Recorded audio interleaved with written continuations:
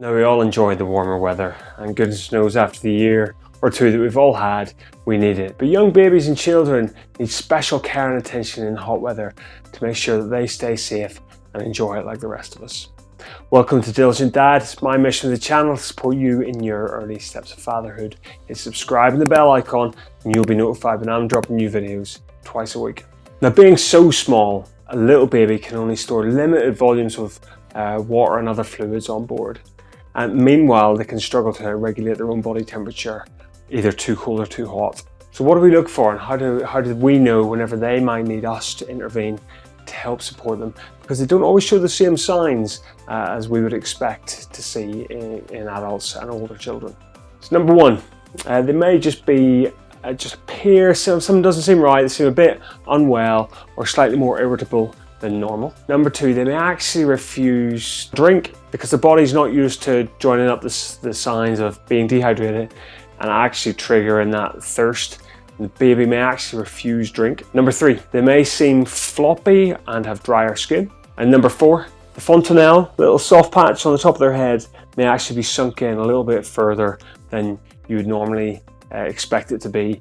Just with the dehydration in their head and the rest of their body, that can sometimes sink in a little bit more and be a sign that the baby is a little bit more dehydrated than we would want them to be. So what do we do during warm weather to make sure that little Jack, 6-week-old Jack, stays safe and comfortable and is hopefully able to enjoy the nice weather as much as the rest of us? Number one, almost the main thing that we do is that we are on his nappy. In front of the nappy there's a little strip, and that strip is meant to go blue every time that he wees. There's a chemical in it that reacts with his wee, it goes blue and lets you know that he has done a wee. Every time he does one of those, we're taking a note, I'll send mum a message or she'll send me a message, and we'll track that time, and we need to see one of those blue strips at least every 12 hours. And if it gets towards 12 hours, then we're probably getting in the car and going straight to hospital. So hopefully well before 12 hours is up, we're seeing a new blue strip, resetting the clock and going again. Blue strip in the front of the nappy. Number two, may sound obvious, but we're taking off the clothes, okay? Very often stripping the baby right down to just his nappy, wherever he is. As long as he's not in a drafty place, we're stripping him right down into his nappy, letting his whole body breathe and perspire and hopefully lose heat that way when it is particularly hot. Number three, keep him in the shade. So seeking shady places, but as I said before, we don't want the shady place if it's very, very drafty, because actually a draft can very, very quickly cool him right down too far. So we're looking for a cool, shady place where he's not just caught in like a very, very like a windy, drafty place. Number four, if he's breastfed or if he's bottle fed, he'll be looking for extra feeds. So mum can expect that.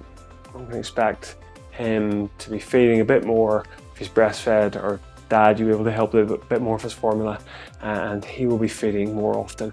It's interesting fact that actually the breast milk, whenever it's particularly hot, mum's body naturally produces more watery breast milk. She can give more of it to the baby and he gets more hydrated because he needs to drink higher volumes whenever it's particularly warm. So mum's body naturally produces this more watery breast milk, which is better for the hydration of the little baby. Number five, we want to make sure that wherever he is, air can naturally circulate around. Again, avoiding drafts, which could cool him down too much. Air can naturally circulate around him. So one thing we maybe want to avoid is if he's got a bassinet on the buggy and it's not well ventilated bassinet, maybe we wouldn't put him in the bassinet because it'd be very hard for air to properly circulate in and around that bassinet and naturally cool him off. So maybe avoid using the bassinet so much. Equally, number six, if there's anything else that maybe normally is in or around him in the cot or wherever else he happens to be, we would remove those things because they might restrict the flow of cooling air in and around the baby's skin. And finally, in terms of traveling, we'll try and travel at cooler times of day. We use a sunshade on the windows so if the sun's coming in, hopefully the heat of that, he's protected from the heat of that by the sunshade.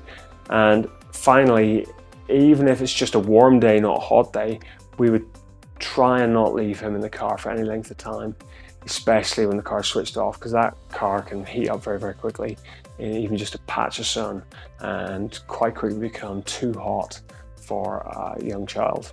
And that's it. A lot of common sense things, maybe a few things you may not have thought about. Super important at this time of year whenever the weather's picking up. We're all enjoying the lovely warm weather. Just remember, little babies won't give us necessarily exactly the same signs and symptoms of being too hot as we would expect to see in older adults and older children.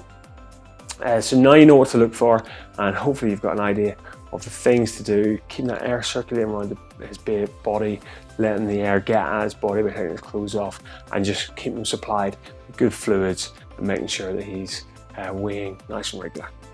You've been watching Diligent Dad. I'm Andrew. Hit subscribe and the bell icon and you'll be notified when I'm dropping new videos twice a week. Thanks a lot for watching, guys, and see you again soon.